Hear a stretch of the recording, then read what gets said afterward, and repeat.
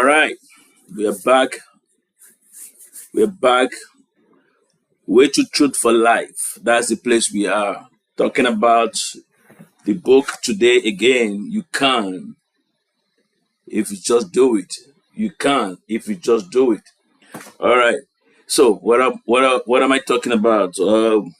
We stopped at chapter 2 last on Saturday. So okay, today I'll be going through chapter 3 to just explain a bit what is in chapter 3, because there's a lot of we can achieve, a lot we can do, a lot of things that are possible, that just because we can't get up to get it done, just because we only look at things that are not there. We're not focusing on things that are available for us. We focus more on things that we think we need. And sometimes those things that we think we need, they all come into play while we're moving. So it's important that we put that into consideration.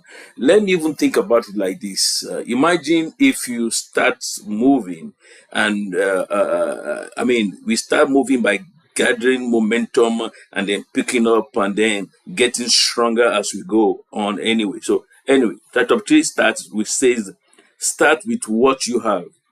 Start with what you have.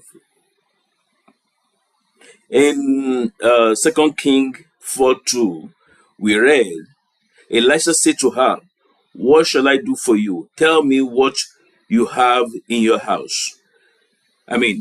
Throughout the reading and the explanation and the motivational talk and everything, I'll be coming back to this because it's vital for us to first of all recognize what we have. What we have. Is it an idea that you have? What kind of idea do you have? What do you have? It's important to know what you have. You understand? So she was asked, what do you have in the house? Remember, she was coming from the house to see the prophet and said, I'm having this issue. I'm having this problem. And she was asked, what do you have? That shows how important it is that what do you have in your house? And she said, your servant has nothing in the house except the jar of oil. And last time we discussed about that question, and that we usually answer, oh, I have nothing. And we usually end it there. In this case, you realize the discussion was not particular about what she could have or what she should have. It's what do you have? It's a generic, it's a question that cuts across whatever it is valuable, that she believes is valuable. That's another thing. What you believe is valuable among every other thing that you have. It could be water that you think is valuable in your house. Yeah, for Moses, it was the stick at that particular moment that was valuable. What is that in your hand? That was the stick. Okay, so it's important that you recognize what is valuable in your hand, what is valuable in your idea, what's valuable in your talent, what you have as a talent that you consider valuable. So when they ask you what you have, it has to be what you consider valuable. So it's important, very important, what you consider valuable. So let's continue.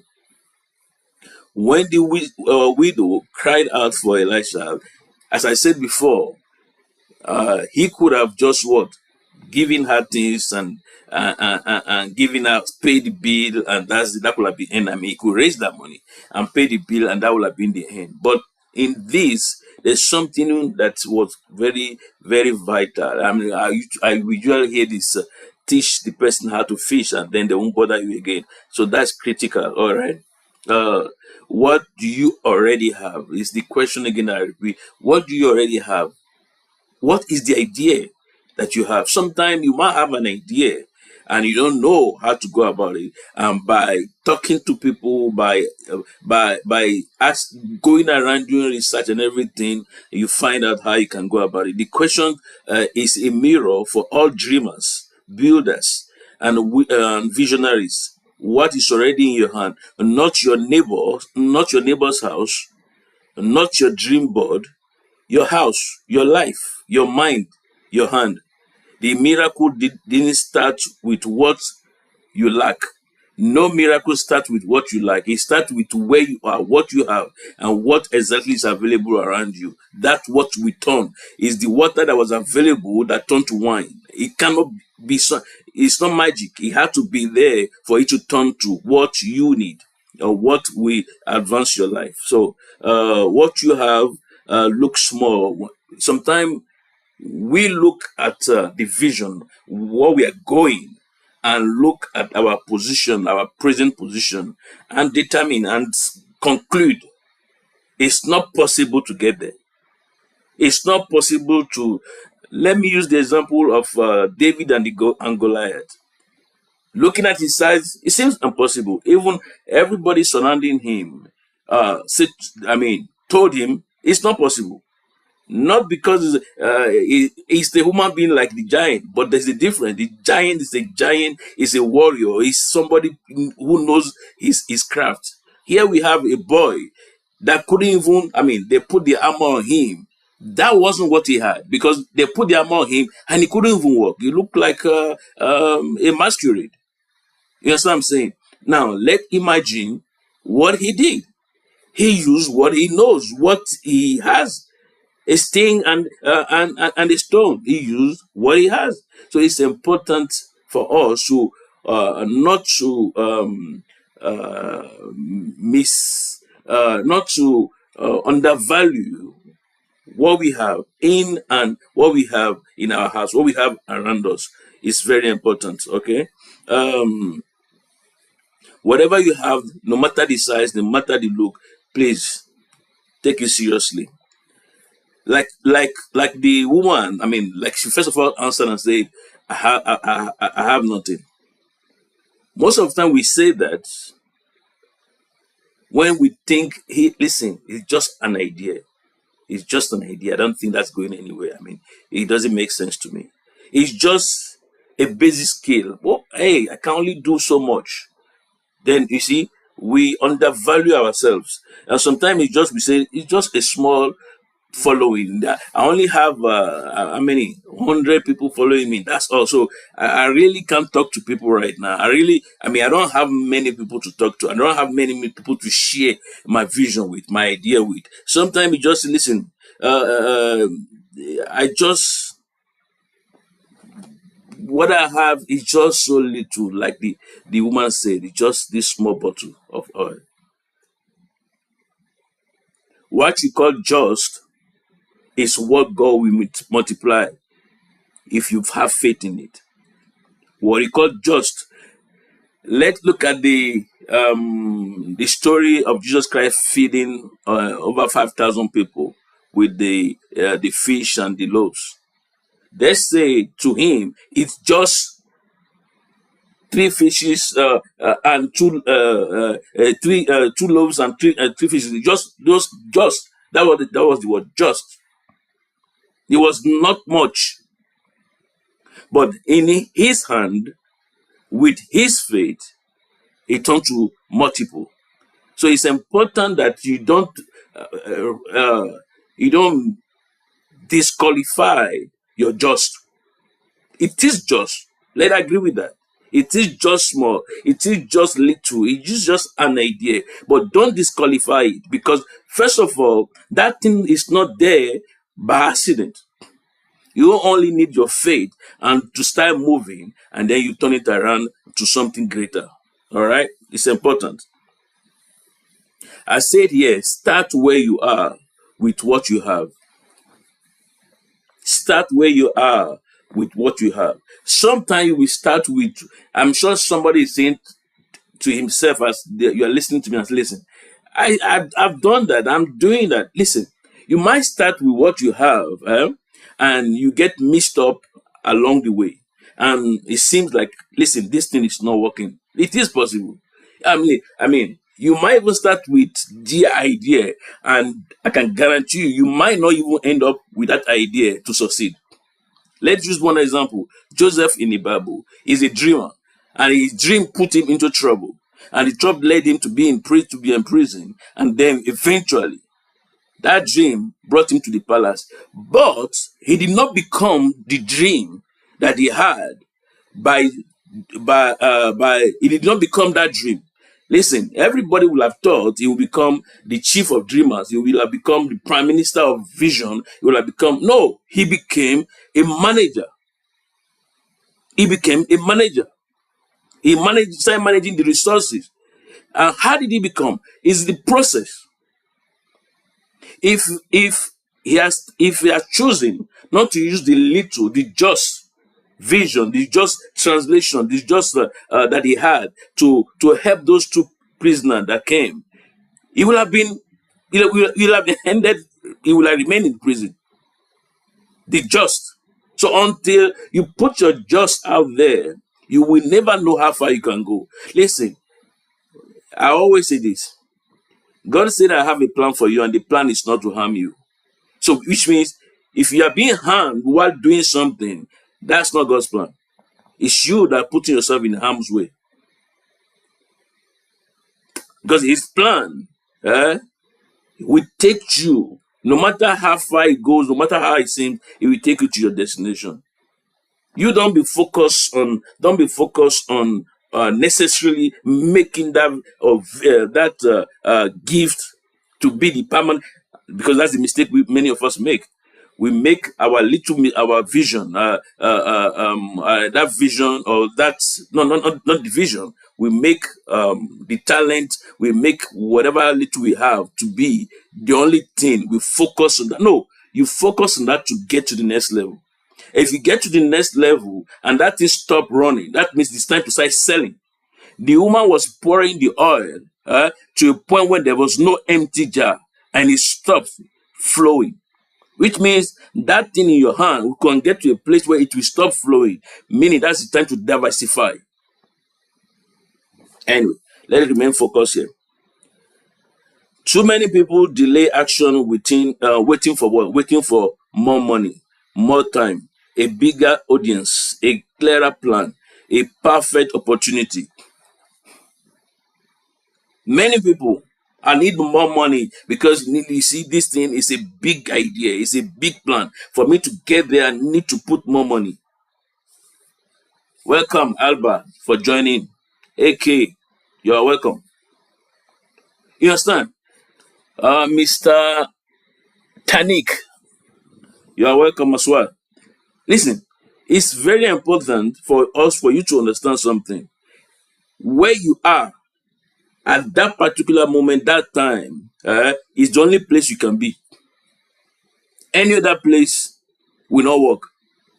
And wherever you are, there's something there that can take you out of that place. It could be trouble, though. It could be trouble that will take you out of the place. But there's always something there that will take you out of the trouble. And many times we look at it and say, listen, this is not enough. I don't have enough money to start the business. I don't have, I remember this, I used to own this fashion house then. And there's this lady that comes there to order things. She's not a tailor, she's not a designer. All she knows how to do is to measure. She goes around measuring people, goes to offices measuring them, and look for tailors that will make the dress and make whatever it is. And for them, she's a fashion designer. But she can't cut and she can't sew, but she can measure. Today, she owns a fashion house and she has big clients. She could have said, listen, I went to school, I know how to read a table, I can read it, I can measure, but that's all. I mean, that's the only thing I have. No. He had more, she realized that she can do more than that. She knows she can convince people. So she's like going out to convince them, listen, let me make clothes for you, I will design it, I will do well, and she will look for the best tailor. She's making more money, at that time, making more money than those tailors. Those other designers. So we can't limit ourselves and just sit down. It's important to talk to somebody that you believe can help you. Look for a mentor. Look for somebody that is ahead of you. Somebody that is doing better than you, that can help you. But you need to be careful though. You need to have a spirit of discernment because not everybody will guide you to the right direction. All right? Okay. Hope I'm speaking to somebody. And the Bible says, whoever washes in Ecclesiastes 11:4, whoever washes the wind will not plant, will not plant. Whoever looks at the cloud will not reap. So even as I say, the weather should not determine your movement. Oh, it's raining out there. The weather is too sunny. I can't really get to it. I will advise you, start moving. Because the sooner you start moving, and the sooner you get to where you're going.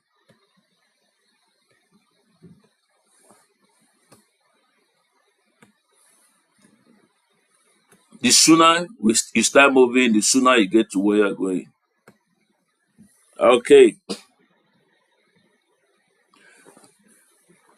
Let's look at it again in a different way. What you have in your hand is your seed. A seed is never the fruit. In a seed, you have a tree, you have the branches, you have leaves until you have the fruit. So, what you have in your hand, the idea in your hand, is to take you to the fruit, is to take you to your destination.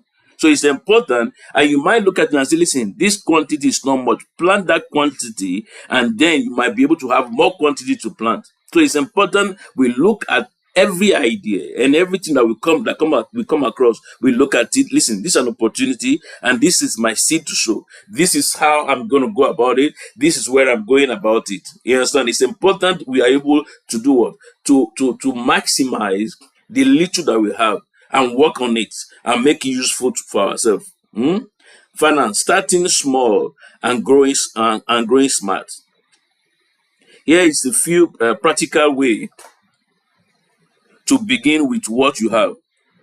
Use free platform.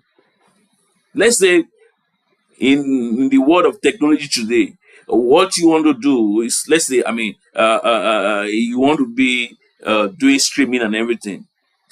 Use what you have. Don't look at somebody else's page and say to yourself, until I can get to that before I start. Use free. There are other free platform that actually need you to grow as well. So use them. As they're growing, you are growing. There are other free platforms that need you to grow. So first of all, start with your free platform. Start with your neighbors. The Bible says in that 2 Kings 4, it said, go to door to your neighbors. So go to where you can access freely. If you grow enough, you'll be international. But right now, start from door to door. Knock your neighbor's door. Knock the next person to you. So it's important that that you follow. You start from where you are. You understand what I'm saying? You start from where you are. So we say to ourselves, I don't have enough money. I can't pay. I can't subscribe. I can't do this. I can't do that. Listen, as I say, there are other platforms that need you to grow. They need to use you to grow. So use them for free. While they are growing, you are growing too. Okay. Social media platform, free websites, and what again? Canvas and so many other platforms available if we are talking about social media. Coming. So if you are using those platforms, so it's very important and critical. You may not have cash, but you may have what? Skills, other needs. Trade your expertise with someone who can help build your brand. Sometimes you have something they don't have. By barter, exchange ideas, exchange what you have to what they for what you need. Don't just stay there. Go around, talk to somebody. Okay. I hope I'm still encouraging someone out there. Okay. Hey, let me give you an example. I started writing books and everything, and I noticed that all I'm able to do is to publish the books. I've never had a chance at that time. I've never had a chance to speak to anybody until it dawned on me that yes, I can write books. I can package books. I can collect ideas and things together. I have actually over 10 books already written and published already. So, I mean, I just noticed that the books just goes, I mean, they're just there on the different platform, but I'm not making any money. Not only I'm not making any money, I'm not connecting with anybody. So what did I do? I decided to do what? I started talking to people. I started talking to other pastors. I started talking to people. Oh, before I know it, I've been connected.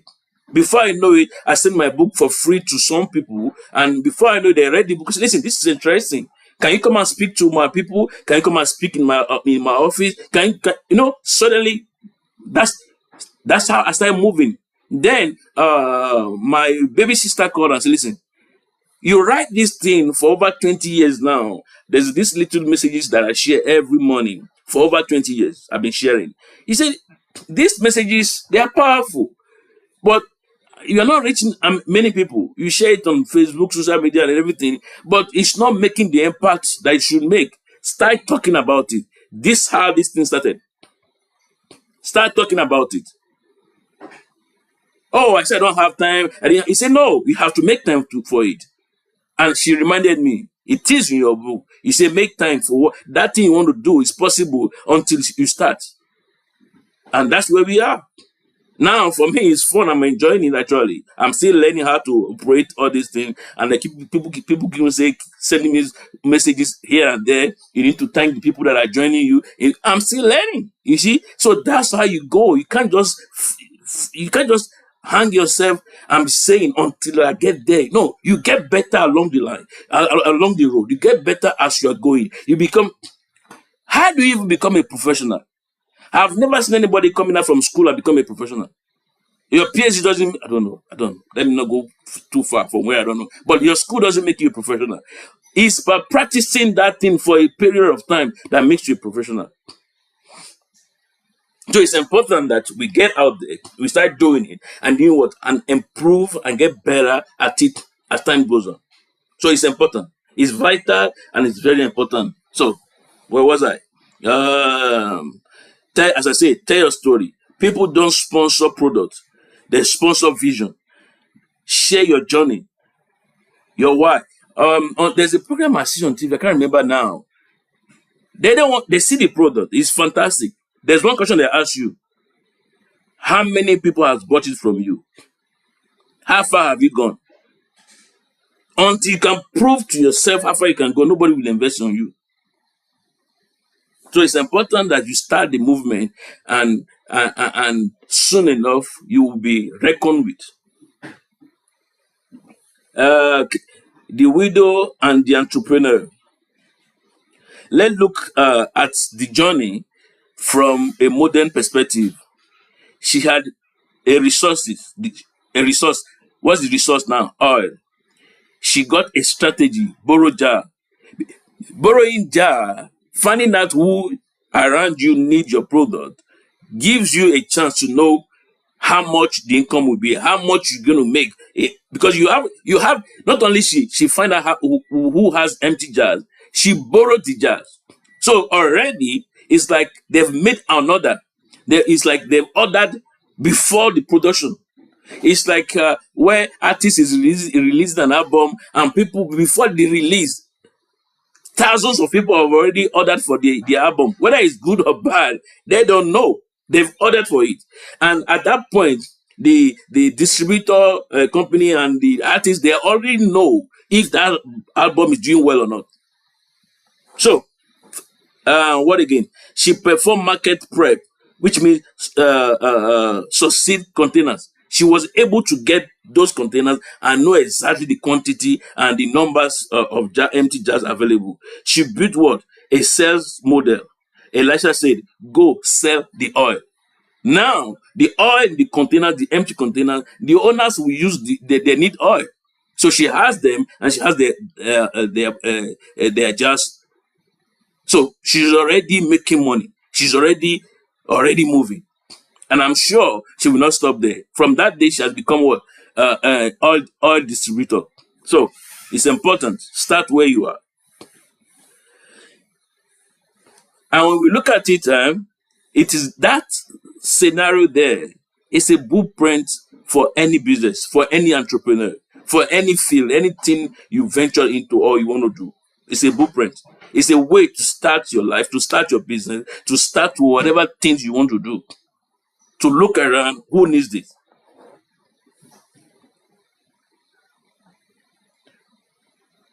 Okay, so reflection. Can you ask yourself, what skill do I have?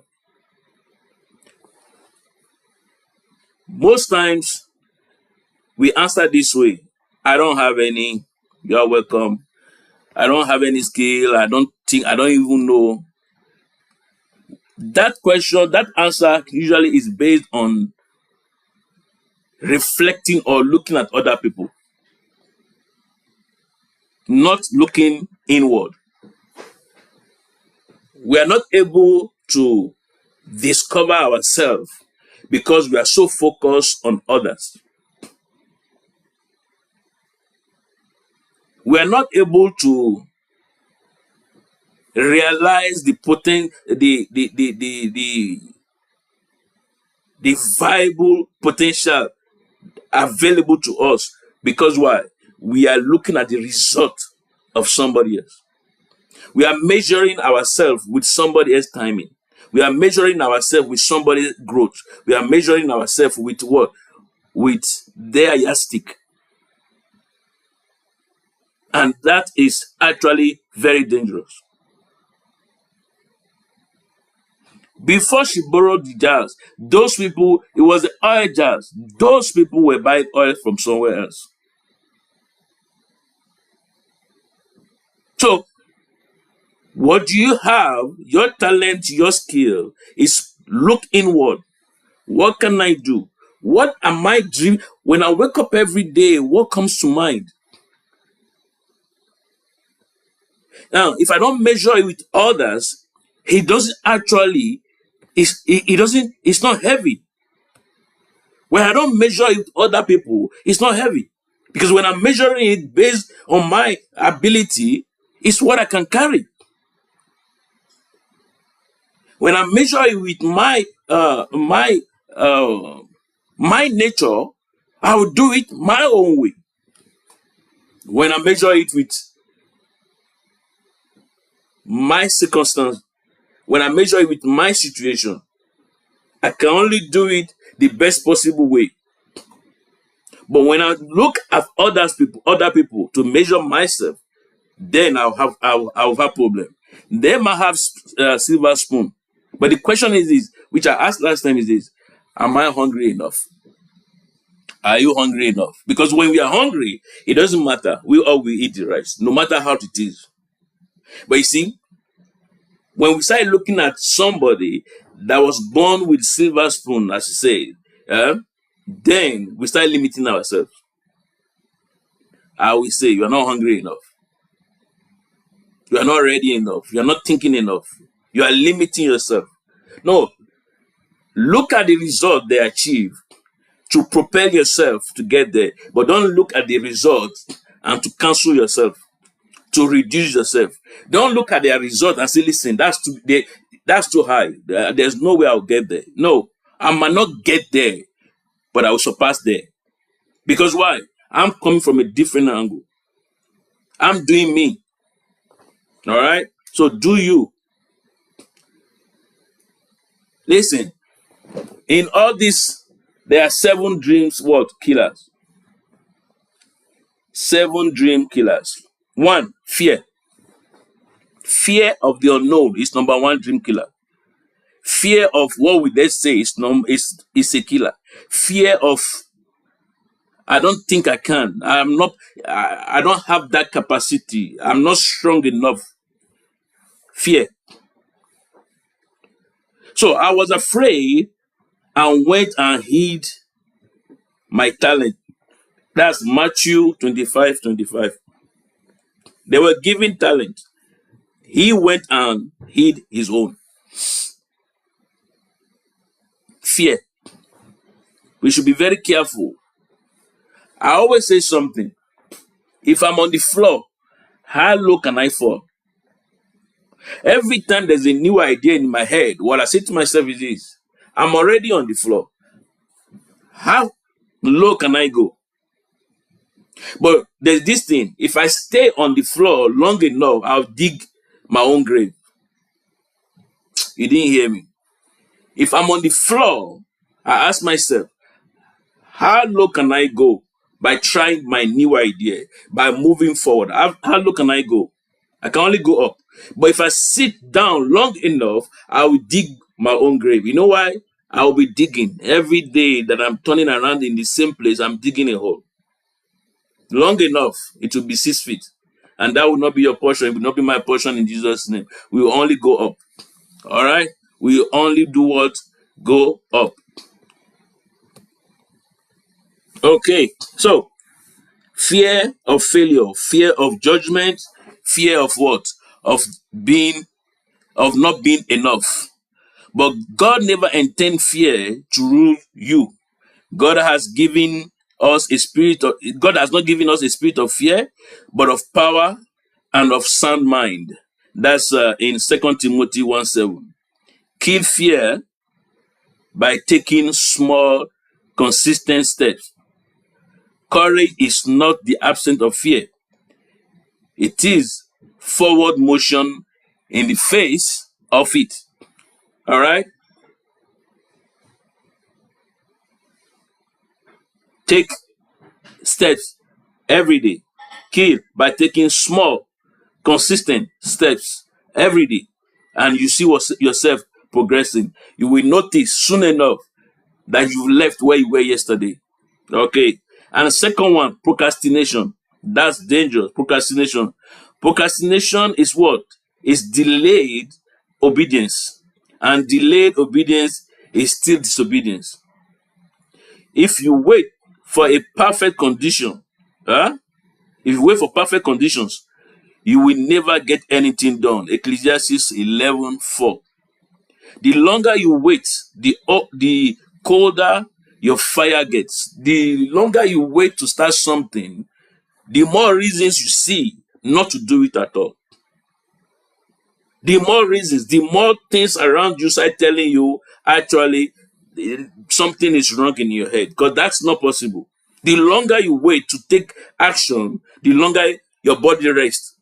You wake up in the morning with an idea and you say to yourself, let me rest a bit. That thing probably will not be done. So it's important. The longer you wait, the colder your fire gets. Many people plan forever but never build. Procrastination often disguises itself as a perfectionism or research, but at its roots is often paralysis by fear or lack of discipline. Overcome it by starting where you are with what you have. Yeah, what's holding you? I'm still researching. Start where you are. What's holding you? I'm waiting for the weather. Then it was raining. Now it's too sunny. Now the breeze is too heavy. Number 3, dream killer. Number 3, comparison. Comparison. Number 2, dream killer. Comparison. Comparison is a thief.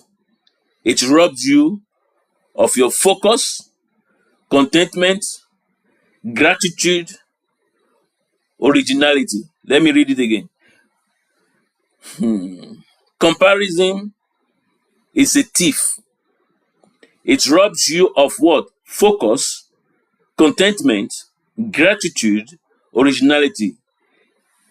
Galatians 6:4 said, each one should test their own action. Then they can take pride in themselves alone, without comparing, themselves to someone else. The widow didn't say, but my oil is less than my neighbor's. She obeyed with what she had. Run your race, build your lane, own your space. When you're comparing yourself to others, you will not move. You will lose your focus. You will not be contented. You will not be grateful. And you definitely will lose originality because, Kenny, you will be copying others. You will be trying to copy others. I say, because they are on top doesn't mean the route they follow is the same route you will follow. It doesn't always work the same. And even if you have to follow the same thing, it doesn't mean you have the energy to carry what they carried at the beginning. You don't have that. Run your race, build your lane, own your own pace. Own your own pace. You will get there when you get there. Number 4, dream killer.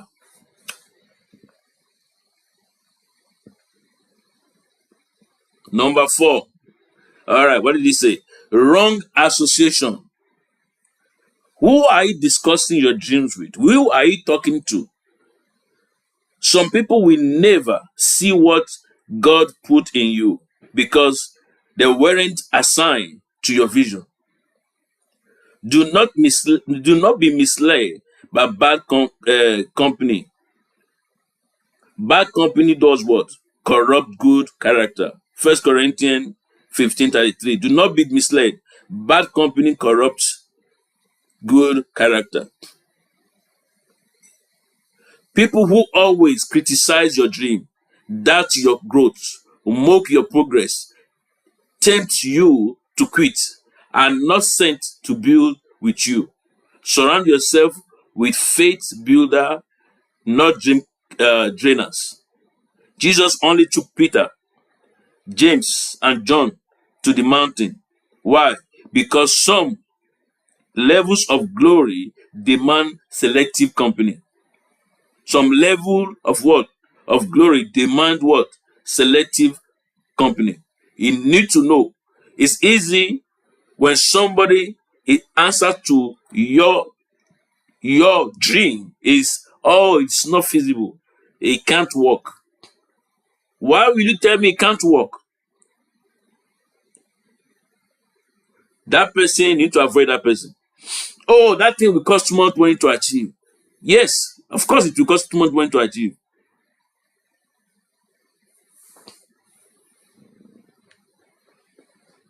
People that every step you take is never enough for them. Run away from them. You've been doing this now for many days now. You have not gone too far. Remember, to build a tall building, you need to go deeper. So be careful the people you surround yourself with, the people you listen to. Number 5, impatience. Dream killer. Number 5, impatience. Impatience will make you quit too soon or compromise too early. God moves in season, not in seconds. Habakkuk 2:3 says, for the vision is yet for an appointed time, though it tarry, wait for it, because it will surely come, it will not delay. Habakkuk 2:3. Impatience. Oh, that has ruined so many people. Some started very well because it's not moving fast enough, they abandon. Some started very well because it slowed down, they compromise. I'm not going to go into how people compromise. That is the different, that's a whole ball game on its own. They compromise. And then they not get to the top. Sometimes they get to the top and they're wondering why they are nobody. You can't compromise. You cannot compromise. And how wouldn't you do that? Be patient. Be patient for the seed to die, for the seed to become a tree, and for the tree to become fruitful. Be patient for the season. Be patient. God moves in seasons, not in seconds. So don't expect anything to happen because why? Some other people have passed you by. You don't know their story. Even if you think you know their story, you don't know their build-up. You don't know what is taking them. So be patient. Some people quit at 90%. They are almost there. I pray that you will not miss your target at 90%. Some people at the edge of their victory, almost there, they quit. Unfortunately, many of us will never find out if we are almost there. They are at 90% and they just quit. They just give up. And that will not be our portion in Jesus' name.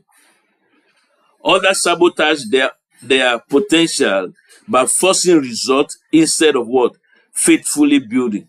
They force the result, they manipulate the result, they do all sorts, they fake it instead of what? Faithfully building it, instead of faithfully getting to the top. Patience isn't passive, it is a productive persistence. Patience isn't what? Passive. It is a productive persistence. Number 6. Still talking about dream killers. Number 6. Doubt in God or yourself. What did I say? Doubt in God or yourself. Well, let's start from yourself. You doubt yourself so much, you can't trust God. Faith starts by me seeing that thing is possible. Faith starts by me, first of all, believing that thing is possible. Then I believe who says it will happen. And then I believe God. That do what? Leads to double-mindedness. That makes you have plan B. Let's read James 1:6 quickly. It says, but when you ask, you must believe and not doubt, because the one who doubts is like a wave of the sea, blown and tossed by the wind. James 1:6. If you constantly second guess your calling, your gift, or God's voice, you will never build with authority. Everything goes. That drains momentum. Faith fuel it.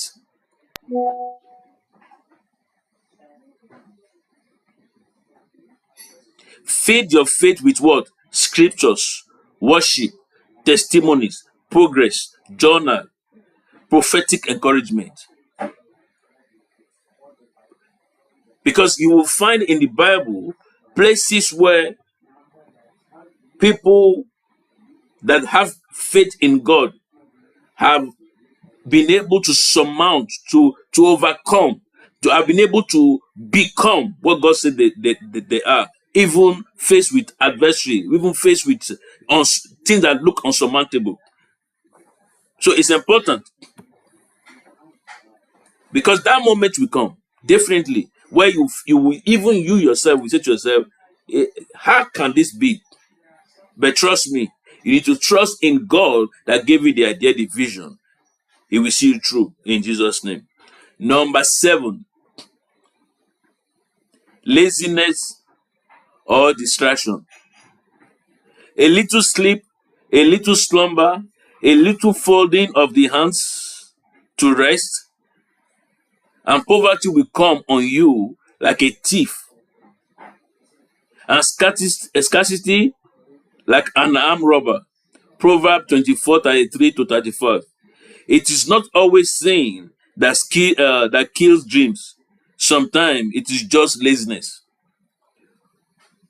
Other time is busyness with the wrong thing. Distraction. Consuming instead of creating. Scrolling instead of what? Serving. talking instead of building. Your vision needs discipline. The dream is free, but the hustle is sold separately. The dream itself, the vision is free, but the hustle is sold separately, and you need to acquire it to get to where you are going. We need to do what guide our vision. Every vision must also be guided seriously. Guide your mind. Don't allow somebody mess up with your mind or anything mess up with your mind. Guide your time. Don't waste time on things that are not valuable, that will not build you. Guide your relationship. Those you are communicating with that are helping you, don't let anybody distract you. Guide your value. What value did you start with? Do you believe in God? Are you Christian? Whatever religion you are following, don't change your value because what? You need to achieve what that thing by all means. Guide your peace. Above all things, guide your peace. If anything, you are losing your peace over anything, think again and check it out again. Is that thing for me? Nehemiah rebuilt a broken wall with one hand on the tool and one on the sword. Nehemiah 4:17. That's your posture. Build and guard. I will stop here today. All right? Build and guard. Don't let anything distract you from your goal. Be careful those you surround yourself with. Be careful those that are trying to set you up. Be careful those that want to kill your dream. Be careful. Be careful those that shun you down anytime you come with an idea. There's no stupid idea. No stupid idea. When somebody says that idea is stupid, run away from that person. Because the vision was not given to that person, it was given to you. Until you work it out, it will remain stupid. So don't allow anybody to encourage you to remain stupid. All right? So get up, get doing, get moving. And soon enough, it's either you are close to it or you are there. And before you know it, it becomes valuable. Everything we are using today was somebody's stupid idea. Everything we are using today. You can hear me, you can look at me wherever you are all over the world. Today, it was somebody's stupid idea. If he has listened to his neighbor, his friend that were trying to turn him down, we will not be here. I'm here now, quietly where I am. I'm talking to the whole world. So don't let anybody push you down. Don't let anybody distract you. Don't distract yourself. That's another thing. Don't distract yourself. Don't spend the time and searching. I'm doing research. I'm doing research. The little you know, start from there. And before you know it, you will learn the next step on doing the job. All right? So have a wonderful day. Stay blessed. Okay? Tomorrow we see you again. Don't forget. Here is the way to truth for life. Stay blessed.